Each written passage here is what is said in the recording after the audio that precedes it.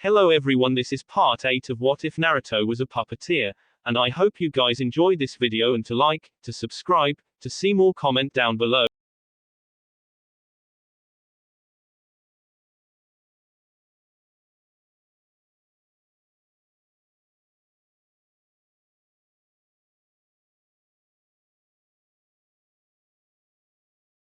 Sound echoed through the trees, causing his companion, a stout, dark-skinned man with a jagged scar over his left eye, to growl at him. "Stop jumping at every little thing, you damn puissant," the older Junin barked out commandingly. "Grow up and start acting like a damn shunin." Behind him, the rest of the squad had to suppress their laughter behind their hands. Watching the two go back and forth was the only real entertainment they got out in the bleak forests of Shimo. Naru's timid and generally nervous demeanor just clashed so wonderfully with their squad leader's no-nonsense personality. It was a wonder the younger Shunin had managed to last this long.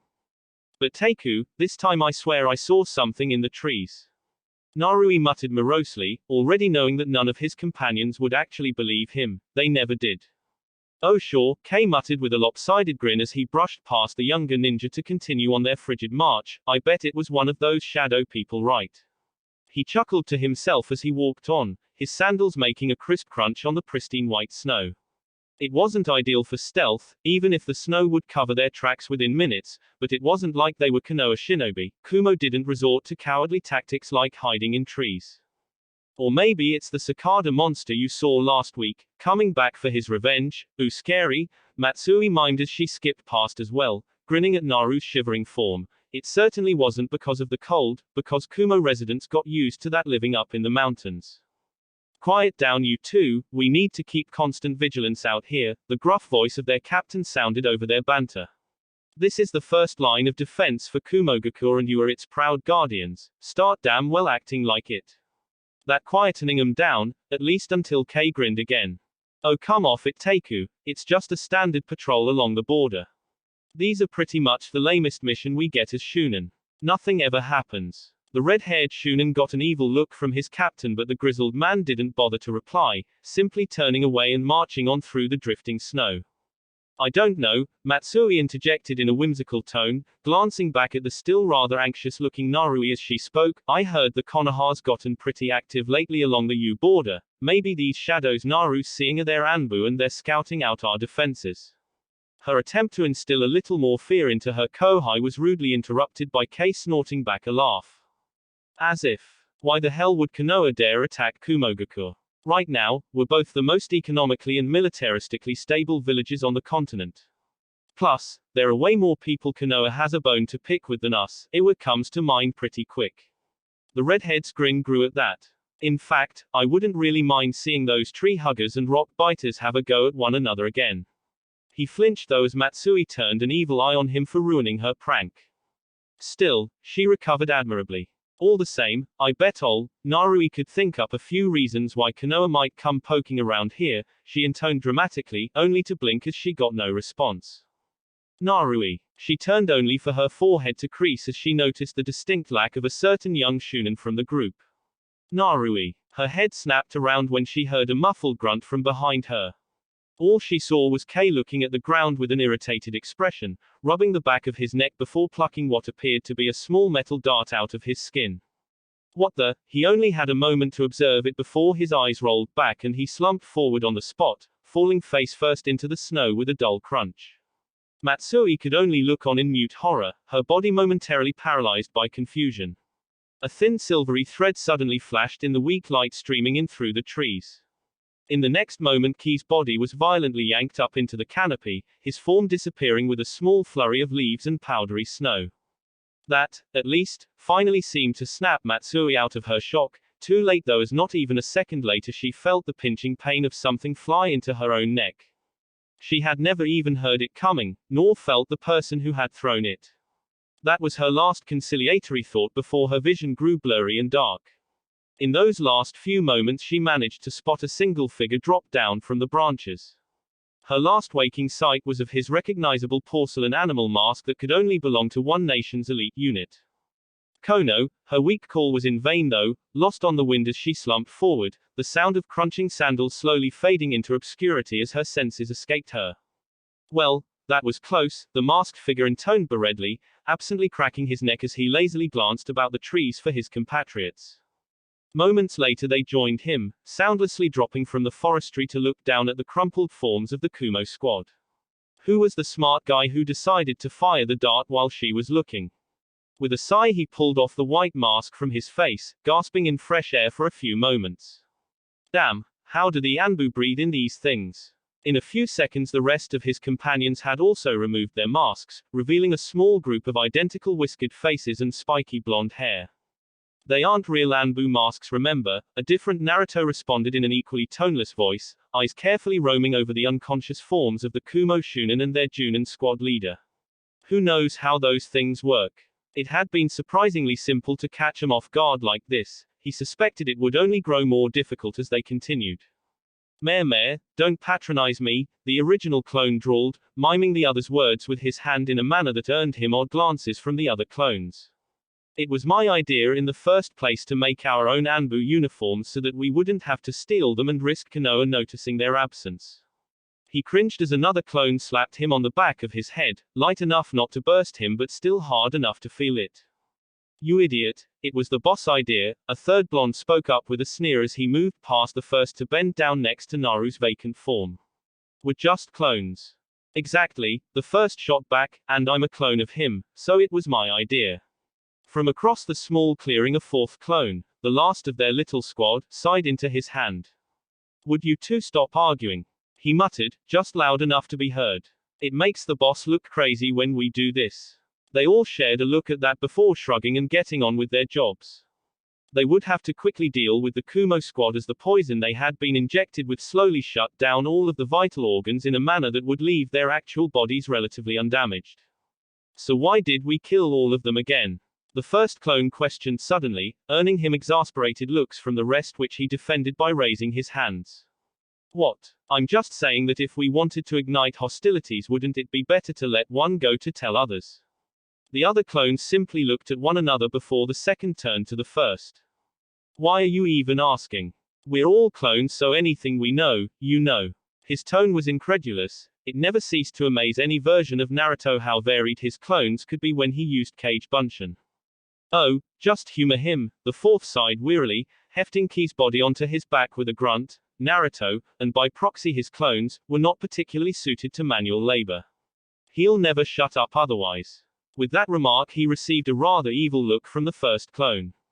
I could do without the sass, he grunted, only to have the third Naruto grin viciously as he managed to pick up the Junin with some difficulty. And we could do without you, he shot back, earning himself a similarly scathing glare. We have to act like Anbu if we want to be convincing. Anbu do not let targets escape, the second quickly piped in to try and get them back on track and actually finish their mission. Anyway, we're only here to increase tensions. It will be far more effective if Kumo doesn't know exactly who it is targeting them. The more paranoid they get the better. Disappearances along the border with Konoha's territory will suit that purpose just fine. At least, that was the idea behind it. Naruto knew that wars were started when the countries involved were like powder kegs. Usually this took years of steadily growing hostilities and mounting grudges to get going. With somebody behind the wheel driving things forward, it became a much quicker process. The third Hokage was a tricky man. He could defuse small situations like Anbu operating in Kumo territory or even direct attacks on Kumo squads, blaming it on anything from framing to rogue forces.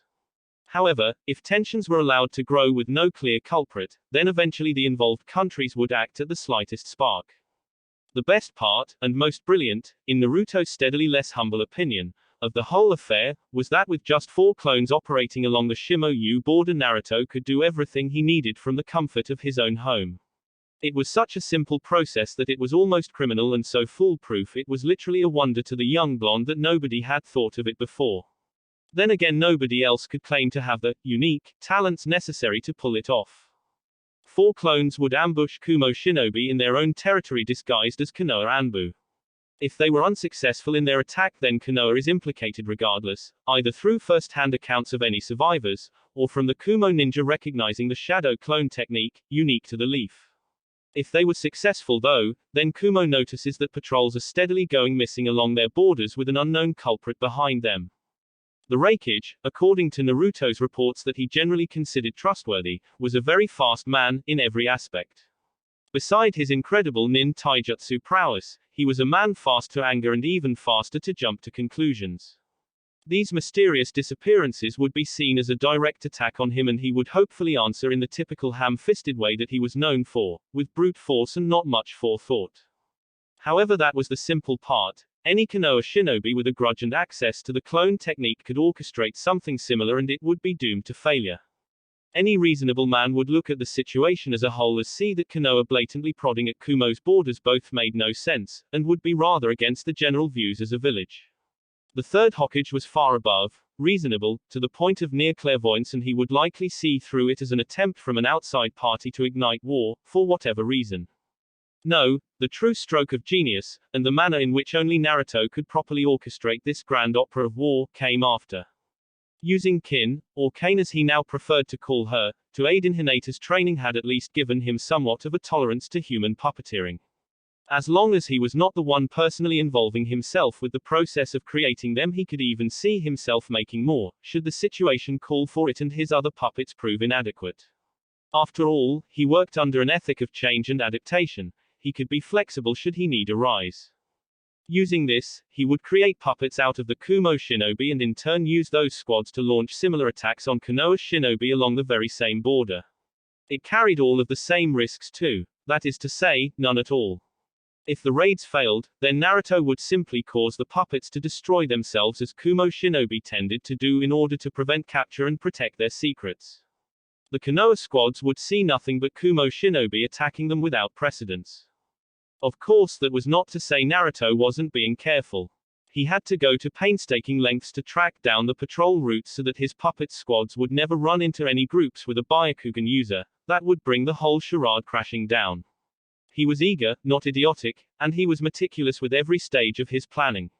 In fact, he often used his clones to bounce ideas off of himself. They sometimes provided rather curiously insightful observations from a perspective Naruto might not have uncovered otherwise. The best part, Naruto didn't have to lift a finger beyond creating his clones and simply watching the events unfold. Right now it was all simply a matter of waiting and watching, like playing a very large and elaborate game of shogi, except the board was larger than he could even see. A certain blonde smiled slyly as a rush of memories suddenly invaded his mind. The latest raid had been a success and his clones had quickly gone about their tasks before neatly dispersing. It had become so routine in these past months that it wasn't even surprising anymore, just another part of his day, like missions, eating or training. He took a brief sip from the cup of tea, warming his hands before sighing from both the rich flavor and the warmth it spread through his body. Winter had officially arrived, and while High no Kuni winters were milder than most, there was still a chill to the air. That would probably explain why the small corner shop Naruto was sitting outside was all but deserted, save for himself and the young daughter of the owner who was behind the counter wiping down cups.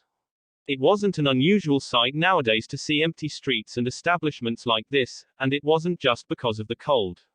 There was an undeniable tension in the air around the village lately. Naruto exploits in inciting hostilities had not gone unnoticed. Border patrols were increasing and Shunin like him were more overworked than ever. That irritable attitude they brought back with them, from long marches through the snow, trickled into the general populace. It was as though the war around the corner had become an inevitability and people were building up their barricades for when the proverbial storm finally hit. To Naruto though, this meant quieter streets and more missions. For a shinobi like him, it was almost perfect. Overworked was not really a word you could use when you know the shadow clone technique. In that respect he imagined he had a somewhat different experience as a fresh Shunin than most. It had even earned him somewhat of a reputation as being the only one in the squad to look like he could drop on the spot at any moment, yet managed to pull nearly 20 hours without stopping. Then there was the fact that he had been rotated between so many different squads at this point that he must have met and or worked with every Shunin that Konoha had within its forces. He was never given a definitive reason for his various transfers, but given the fact that he never lasted more than 3 missions with any one squad, he just wasn't well received. It likely didn't help that he wasn't trying to be liked. He simply did as he was ordered by the current squad leader, or carried out the mission objective in as efficient a manner as possible when he was the squad leader. Socializing or interacting with the other Shunin was very low in his priorities. From the few occasions he had been on the same squad as Sasuke, another of his generation's graduates to Shunin, alongside Hinata of all people, he understood that the last Uchiha was having similar problems. It was strange though, Sasuke seemed very different to how Naruto remembered him. There was a new motivation behind the boy's movements, and he seemed to be exhausting himself with training. He was determined on a whole other level. As for why, Naruto couldn't say. It was giving him a good rapport with the other Shunin. But none of that would matter very soon, because Naruto had decided that the tensions between Konoha and Kumo had reached a rather nice crescendo. The Hokage was out of the village for discussions with a representative from Kaminari no Kuni, so now was the perfect time to light the fuse. He had been preparing for this moment almost religiously for the past month, so he knew exactly how he was going to do it. Hinata wore an unusually determined look as she moved through the kata of the latest technique that her father had passed down to her. She was expected to have it perfected by the end of the week. While a great deal of pride came with her promotion to Shunin, even allowing her to see one of her father's rare smiles, that newfound approval did not come without cost. Now there were even more expectations weighing down her shoulders, and with each passing day she only felt them mount. She needed a release, if only briefly. That was why she couldn't stop her lip from curling up at the edges as she noticed a familiar presence enter her Byakugan's vision. "You can come out, Naruto-kun," she said, managing it without even a catch to her voice as she slowly unwound her muscles and dropped out of her stance. "You caught me, eh?" The blonde replied with a sheepish smile as he dropped out of a nearby tree, hood down and jacket open to show off his newly acquired Shunin vest. "As much as I dislike our clan's motto, Naruto-kun, these eyes do see quite a lot." Hinata chuckled, briefly turning away with a small blush and therefore missing the brief gleam that entered the blonde's eye. "I'm sure they do," he muttered to himself, only to quickly correct his features as Hinata turned back to him. "I heard you made Shunin, I came to congratulate you," he offered cheerily, making an obvious look to the somewhat altered vest Hinata had also taken to wearing. In typical Hyuga fashion she had removed the stiff neck guard and shoulder pads, allowing for better mobility. "That's very kind of you, Naruto-kun," Hinata just about managed without squeaking, although her eyes did momentarily go quite wide, like a mouse spotting a cat. "Ah, you were promoted to, oh right." At that the blonde grinned easily, fingering the edge of his own jacket that he hadn't yet bothered to modify in any way. "Yeah, I was surprised, given the invasion and all," he mused, causing Hinata to look down briefly, her eyes downcast. Naruto mirrored her appropriately.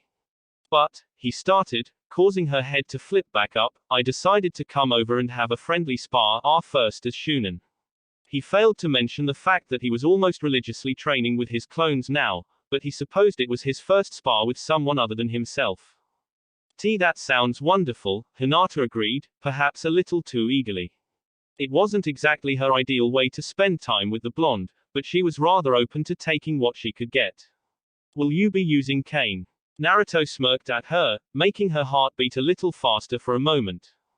"Actually, I was thinking a more open spar, no holds barred." At her worried look he clarified quickly. "Don't worry, nothing too intense, but be wary for some traps, it's how I fight after all." Feeling a little more confident, Hinata nodded graciously, earning a grin from Naruto that only made her own smile widen and forced her to look away to hide her blush. Shall we start then?" she asked, only to look up and realize Naruto had vanished.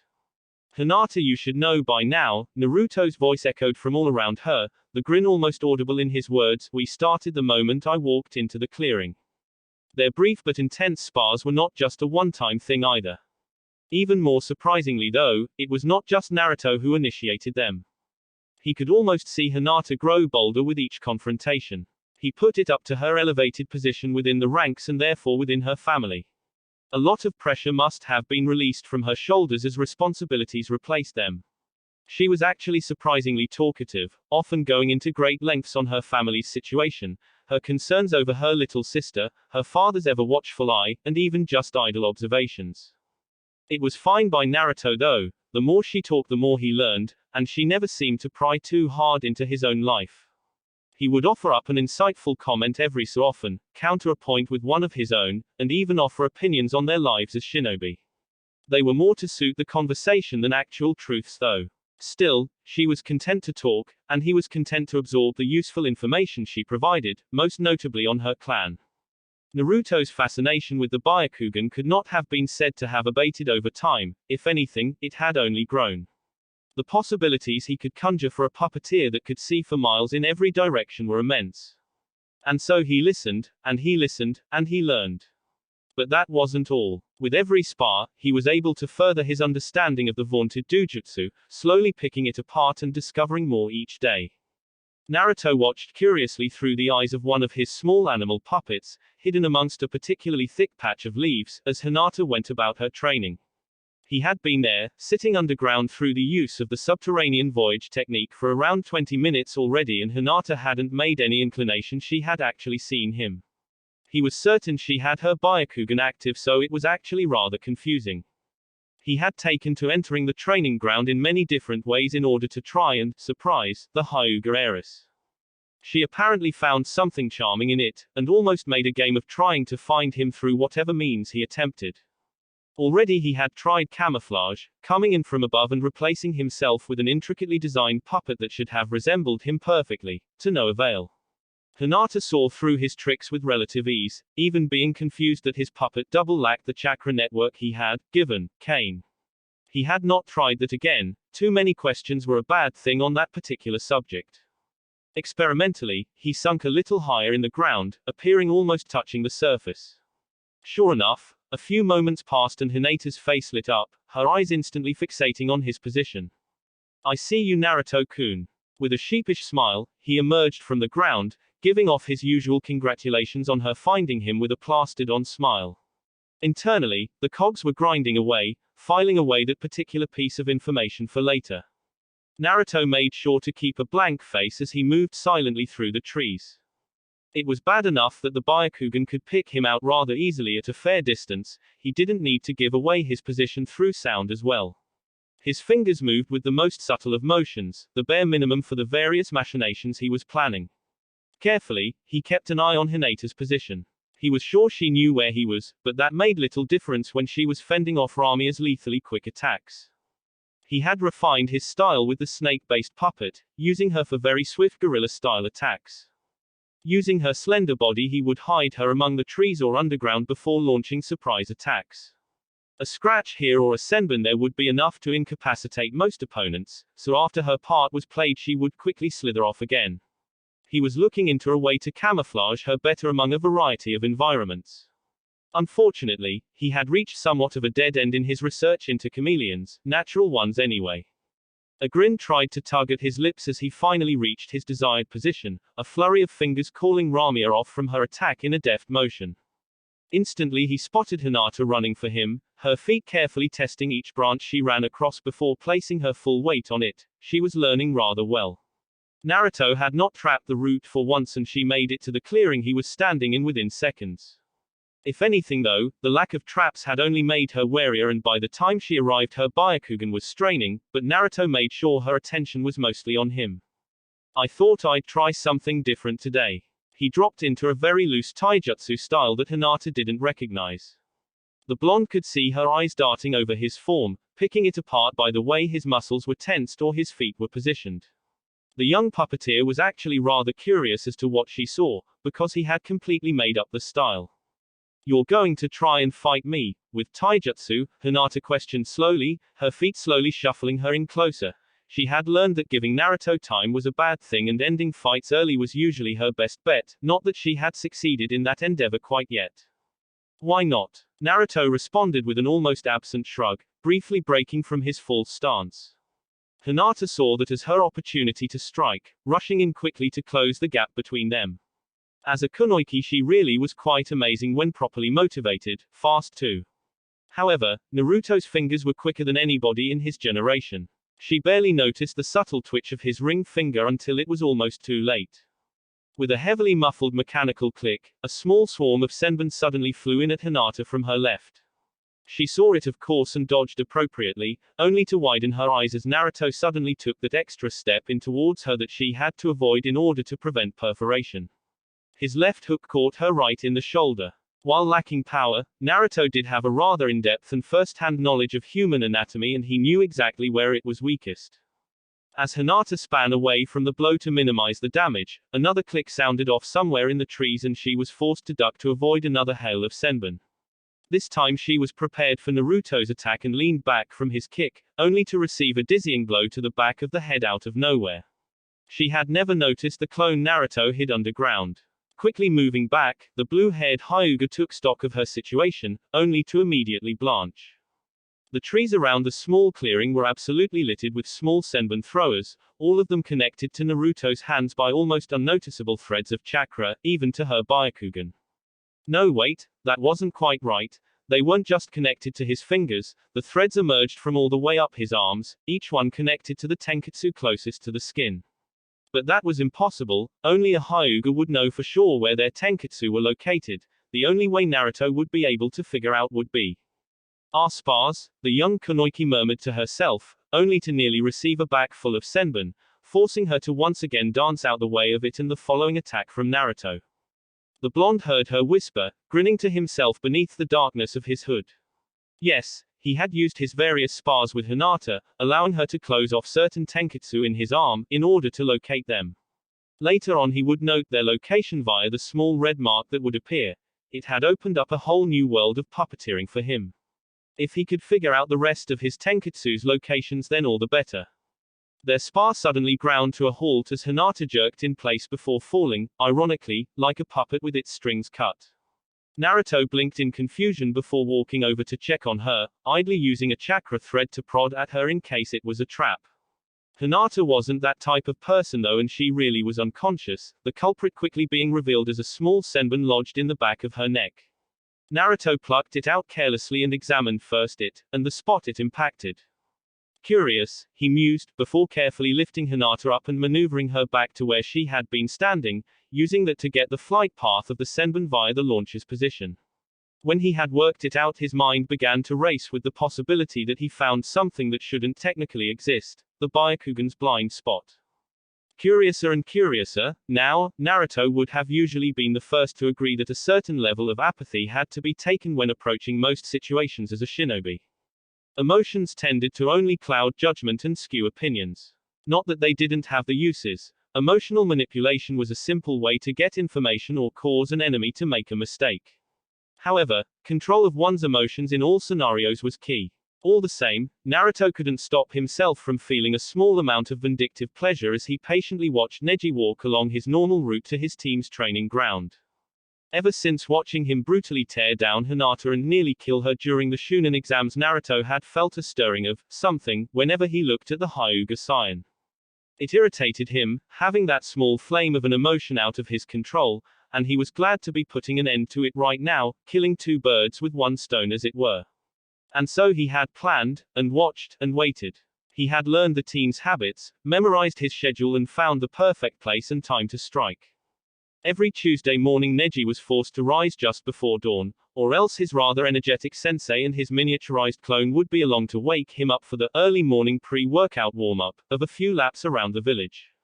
Instead, the Hyuga clansmen rose just before their arrival and used the opportunity to go for an early walk before relaxing in the same abandoned clearing. Routine was a shinobi's enemy, and Naruto was using Neji's to great effect. Just as the team crossed an invisible boundary, Naruto allowed his finger to gently twitch. Deep in the forest, a single senbon was silently released from its spring-loaded housing without even a whisper. Naruto was sure that even if Neji had his Byakugan activated, he would not have seen the tiny weapon coming until it was far too late. As it was, the thin metal needle stabbed into the boy's neck with a barely audible thwick. In the second it took for Neji's eye to widen and realize what had just happened, the poison had already traveled 3 feet through his bloodstream and reached his brain. Before the boy even hit the ground, there were 10 invisible strings suddenly latched to his body. This was also the first opportunity Naruto had to try out a skill he had been working on. He had never tried it on humans before. Soen, Jasu. He whispered to nobody as Neji's body righted itself almost as though he had never fallen unconscious. His eyes were still closed and his movements appeared somewhat sluggish. Naruto's threads had connected to 10 very specially chosen tenketsu across Neji's body that acted as regulators for each limb's chakra system. Through this he could control a person's movements. Of course, if they were conscious then they could actively resist this and Naruto would quickly lose control. Neji, of course, didn't have much of a say in the matter. A few minutes later and the blonde had successfully walked the Hyuga to his training ground. From there, it was all a matter of building the scene, as it were.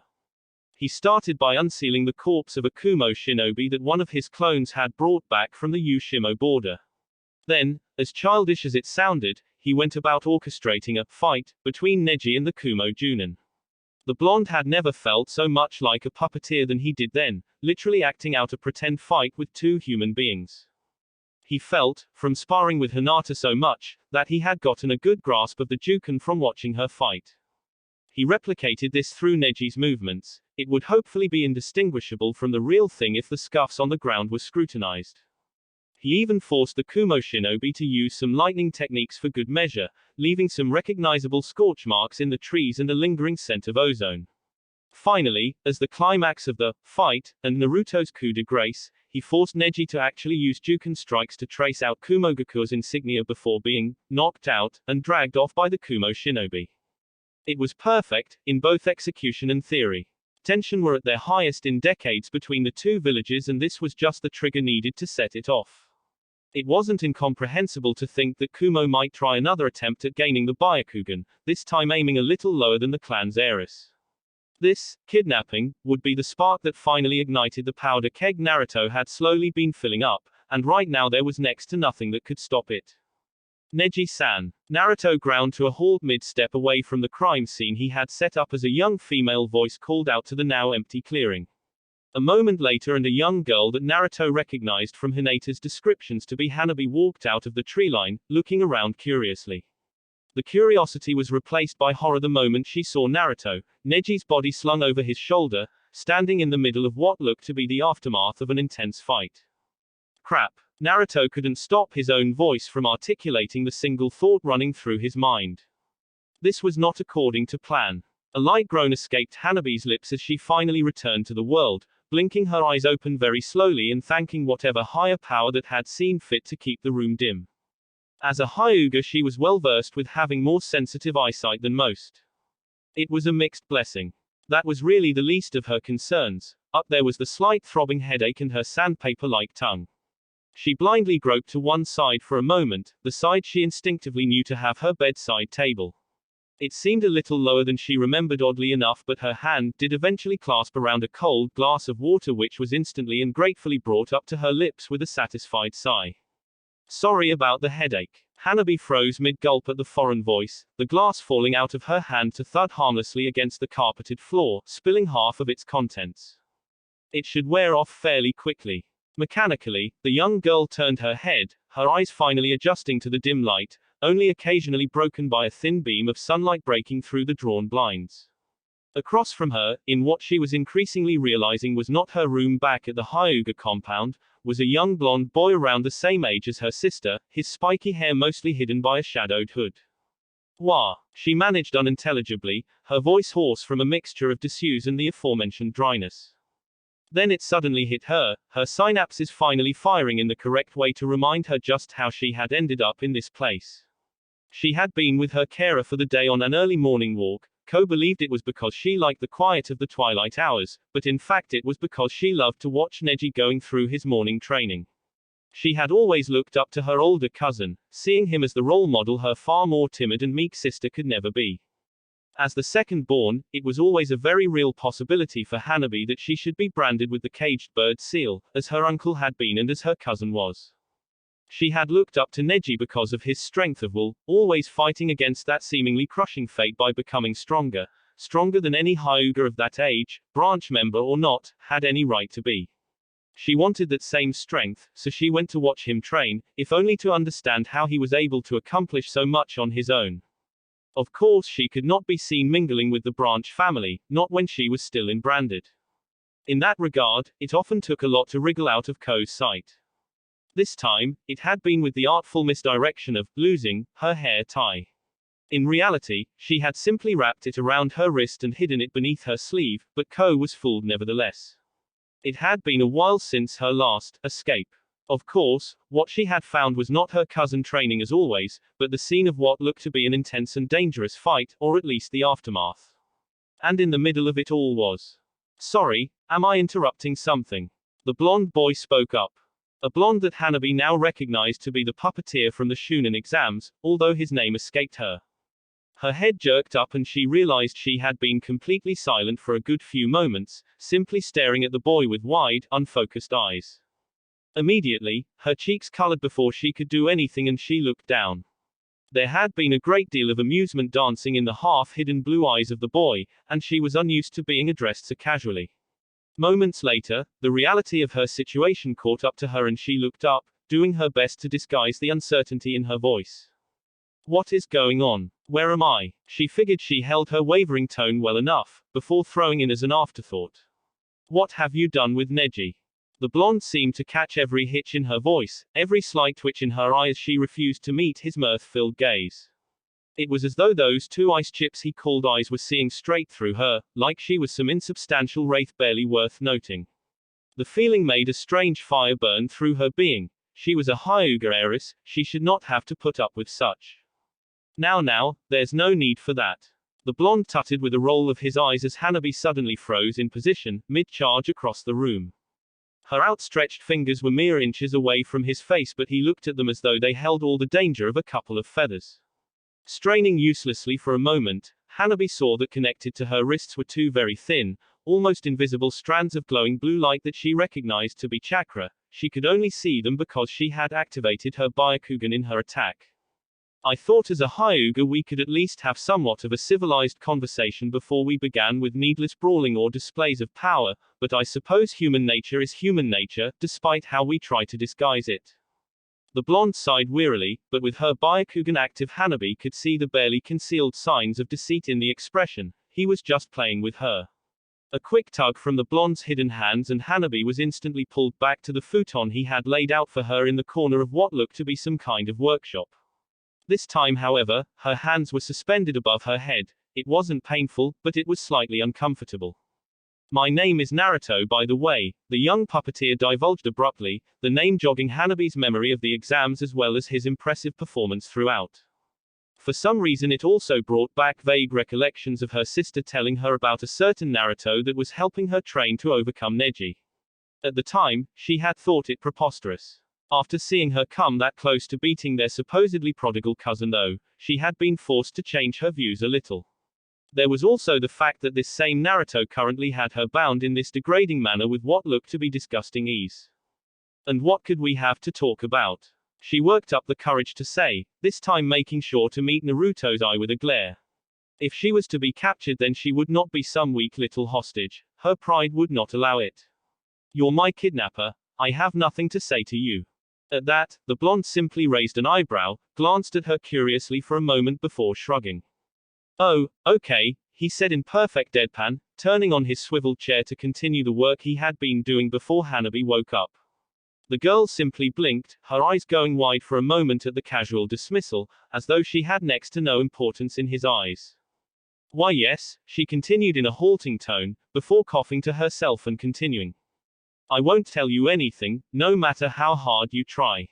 She looked up smugly, assured of her own ability to keep whatever it was her kidnapper wanted out of his hands. However, that same pride was quickly deflated when Naruto responded with an absent wave and a non-committal grunt. Rendered speechless for a moment, the young Hyuga was quick to reclaim what little shattered pieces of her dignity as she was able. After all, she reiterated in what could be described as a louder than necessary tone, mostly to hide the hint of a warble in her voice, if you have kept me alive, then there must be some reason for it, otherwise you would have simply taken my eyes and dumped my body somewhere, am I right? She stated it as a question but she didn't mean it as such. After all, she was sure that her kidnapper had to see some value in keeping her. And of course. Nope.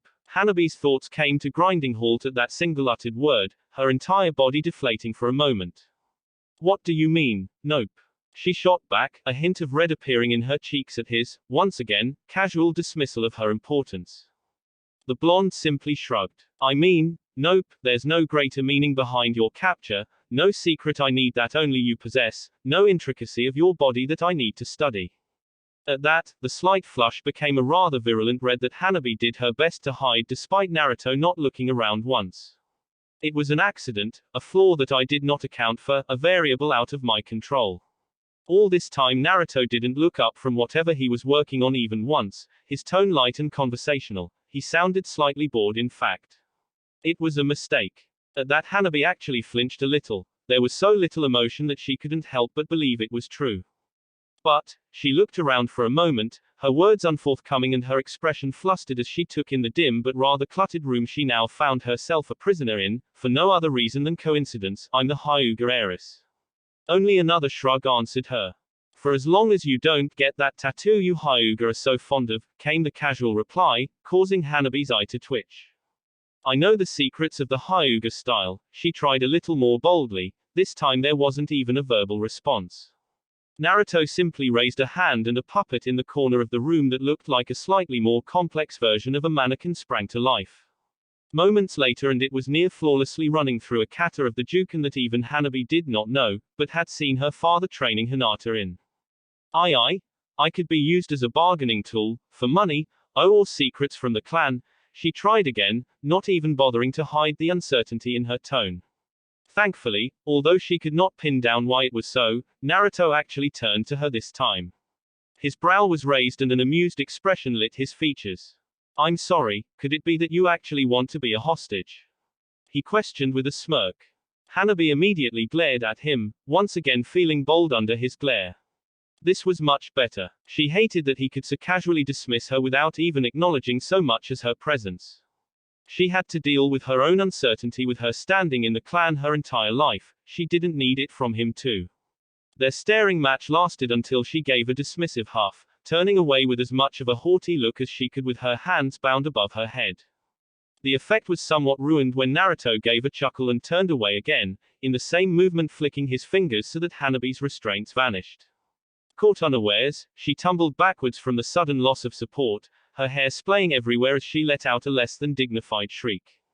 Picking herself up on the futon she glared at the black of the blonde's head for another few moments before sighing, her look of rebellion being replaced with one of annoyance. So what then? Is that it? I have to stay here because you made a mistake. You don't need me, not even my Byakugan. At that Naruto was oddly quiet, but after a few moments of apparent consideration he nodded slowly. So if I'm so useless to you but you won't let me leave, why even keep me alive? This time Naruto didn't even try and answer, simply placing a finger to his mouth and gesturing vaguely to the work on his bench. There were papers strewn everywhere but Hanabi couldn't make out what was on them from her position. Whatever, she huffed, turning over on the futon and laying back down. It squeaked a little, so she petulantly bounced about a bit to make it squeak even more. After a full minute of no response from the blonde she simply settled down with a final huff and closed her eyes. Her usually immaculately brushed hair was messy and fell haphazardly over her face, but for once she was glad for it. At least then Naruto had no chance to see the tears slowly leaking from her eyes. A good few minutes later, when Naruto was sure the young girl's breathing had become regular and she was asleep again, he let out a deep sigh. That had been harder than he was expecting. Running a hand through his hair he contemplated his new situation before letting out an even deeper sigh. One tiny little oversight on his part had managed to make everything so damn complicated. Deciding to take his mind off it, he returned to the papers on his bench, once again scrutinizing what he had so far managed to decode from the intricate sealing matrix that plagued the Hyuga clan so. Concentration remained elusive though, his thoughts too distracted. Naruto drove his fists into the sides of his head, gritting his teeth until they ached and screwing his eyes closed. Damn it! He cried out, throwing a scroll across the room as he looked at the unconscious form of Hanabi lying on the futon he had dragged in from one of the other rooms. One little screw-up. One tiny oversight. She had never been there before. She had never come to watch Neji train while he had been observing the Hyuga. Why today of all days? She had seen his face. She had seen his face, with her eyes. Naruto looked over at her again, noticing the way her eyes twitched subtly beneath her lids in whatever fevered dream that was quelled only by the powerful sedative in her bloodstream. Her eyes, her Byakugan eyes, unhampered by any kind of seal or method to prevent their extraction. The same seal that was the cause for Neji still being alive, safely stored within a sealing scroll that would keep his body preserved for long periods of time. After all, if he were to try and take his Byakugan as is they would simply be destroyed. He looked behind him at his desk, the cause of his consternation as of late as he desperately sought what had eluded other villagers for years, Kumo especially. The method to unlock the caged bird seal. For once, the intricacies of Fuinjutsu did not unlock themselves to him. He was forced to think, and to think, and to endlessly think on the complexities of that tiny little pattern of ink. But here, lying before him, unfettered by such markings, was the easy solution. Mistakes could always turn into successes. It was a principle science and discovery were built upon. Seeing her begin to stir, Naruto quickly grabbed a small syringe from the side. It was a less powerful sedative than the one currently occupying her system, the same he had used on Neji. With deft ease he swiftly rolled her sleeve up only to pause at what he saw. Bruises, faint, but definitely visible. They ran the length of her arm, occasionally interspersed with those angry red dots Naruto knew all too well from his experimentation finding his tenketsu. These were not the bruises of training oneself either, the angles were wrong. These were the marks of a brutal sparring partner, one with little to no restraint by the looks of things. His lips curled for a moment as his brow furrowed. He would be the first to accept that he was a morally questionable person, but using such ruthless methods on a child. He remembered his treatment as a kid, the glares, the disgust, the unknown hatred that had driven him into the life he occupied. They could have easily taken it further. As it was, he was lucky to escape with the injuries he did from various bullies, spurred on by their older siblings or even sometimes parents. His hand quivered for a moment, hesitating as the needle dangled just shy of Hanabi's skin, only to withdraw a moment later with a sigh. For all the times for his fickle conscience to make its rare appearances, why now, when one of his goals was right in front of him? Another sigh escaped him. Things in his life could just never be easy for once, right? He removed the syringe and stepped back. At this point, he would just have to let things run the course. He looked up, surveying the apartment quickly as his analytical mind kicked in. He was going to have to make a few adjustments. This time when Hanabi woke up, it was, thankfully, without the dull headache that had plagued her before. It was still dim though, although whether that meant it was night or not she couldn't tell. The blinds were still fully drawn and only the softest trickles of light broke through. They could be from the streetlights for all she knew. Luckily seeing in the dark was not a problem for her and she quickly shifted out of the futon, only for a piece of paper to drift off her stomach, making her look down. It was a note from Naruto, seemingly written in a hurry, which simply read, "Out. Back soon. Don't try to escape." Naruto, she scoffed and crumpled up the note, throwing it carelessly to the floor before carefully picking her way through the room towards the window. Puppets littered the space, complete and hung neatly, or strewn across the floor in various states of disrepair and construction. The way they lifelessly stared forward, as if awaiting their master's return with the glassy, unseeing eyes, made shivers travel up her spine. She ignored it though, quickly reaching for the string to draw back the blin. "Ah!" she cried out as what felt like a few hundred volts of electricity lanced up her arm, forcing it back.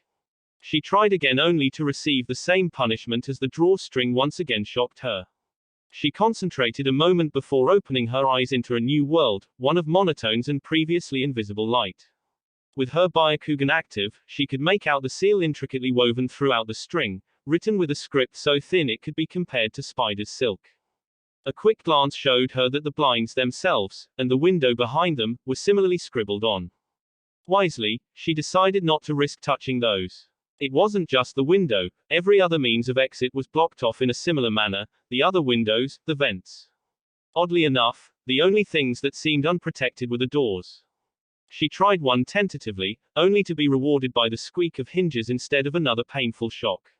With a little more confidence in her step she walked out, into a similarly dimly lit hallway. "Ah, hello," she called out, straining her ear a moment to hear her own voice echo through the empty corridor. It looked like a typical apartment building, not that she had much experience in such places, but completely deserted. Quickly hurrying across to another door on the landing, she knocked, only for the door to swing inwards at her touch. A smile lit her face at the possible salvation, only to drop off a moment later when she entered what appeared to be an improbably large storage room, piled high with identical puppets of strange hybrid animal creatures, snake and spider fused with human, all looking at her with blank eyes as though she was some kind of intruder.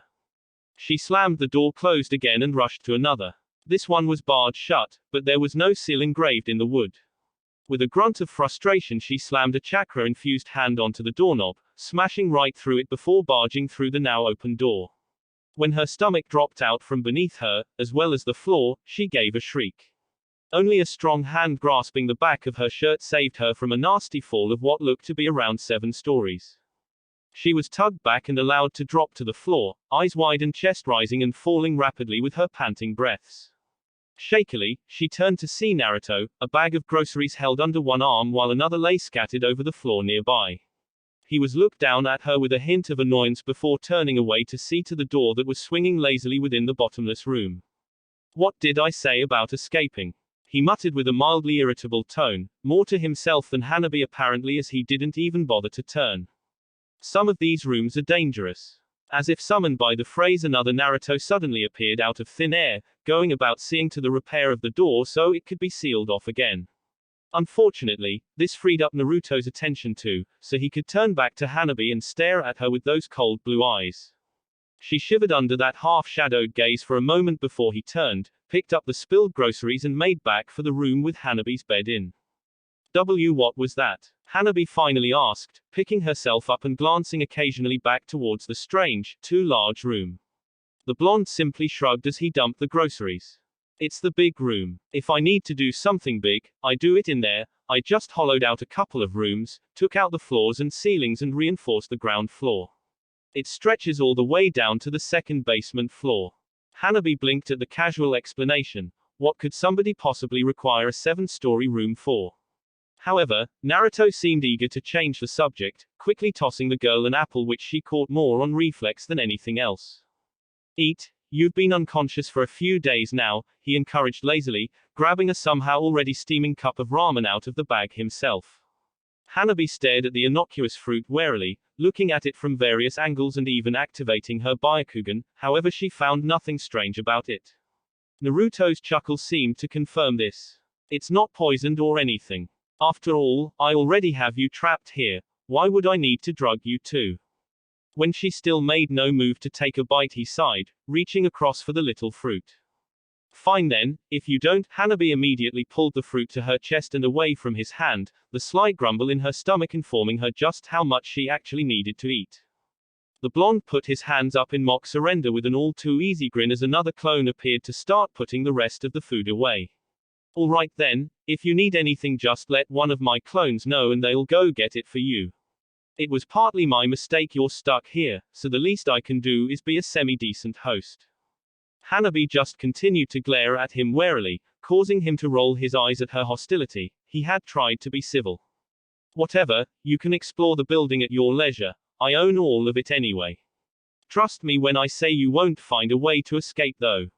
Other than that, don't bother me too much and I can assure you your stay here will at least be comfortable. At least until I figure out what to do with you in a more permanent fashion, he concluded with an absent wave of his hand. After that, the room descended into a rather awkward silence, for Hanabi at least. Naruto returned to his work while she skulked over to her futon, occasionally nibbling at the apple without much enthusiasm. It might have continued in this way too, with only the sounds of a scribbling pen and the chewing of food breaking up the tense atmosphere, if it didn't become too intolerable for the Hyuga air. What did you mean, in a more permanent fashion? She suddenly asked in a quiet tone. The only sign Naruto heard was the brief cessation of his pen's movement. I don't know yet, I haven't figured that out. Perhaps I'll smuggle you out of the village and settle you somewhere else. A different country perhaps, maybe even overseas. He could make that work with his connections in Nami. It would be more difficult to keep track of her though. I'll just escape, she stated resolutely, taking a solid bite of her apple. I'll come back to the village and expose you. All she got for her trouble was a brief chuckle as Naruto tapped his temple. That's why I'm still considering it. He turned in his chair to stare down her own resolute look.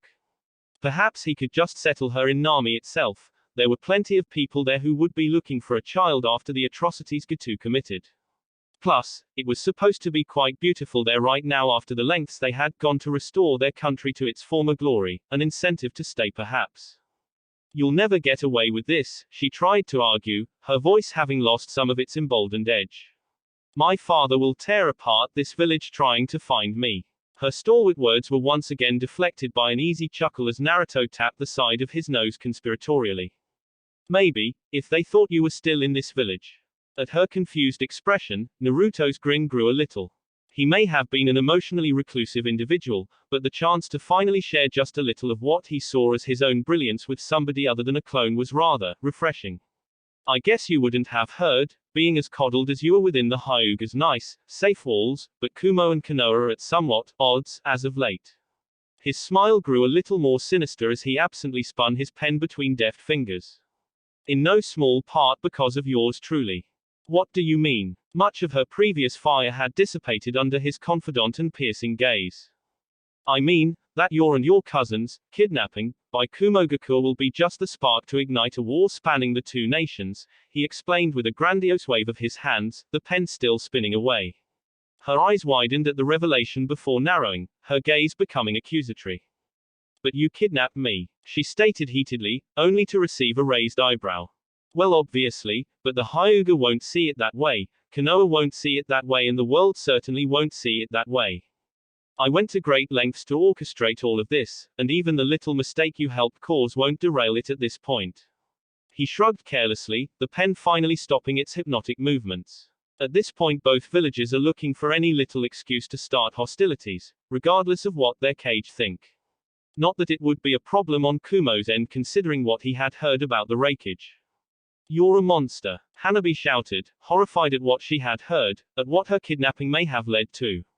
Suddenly though, Naruto was across the room faster than she would have believed possible for somebody so pale and tired looking.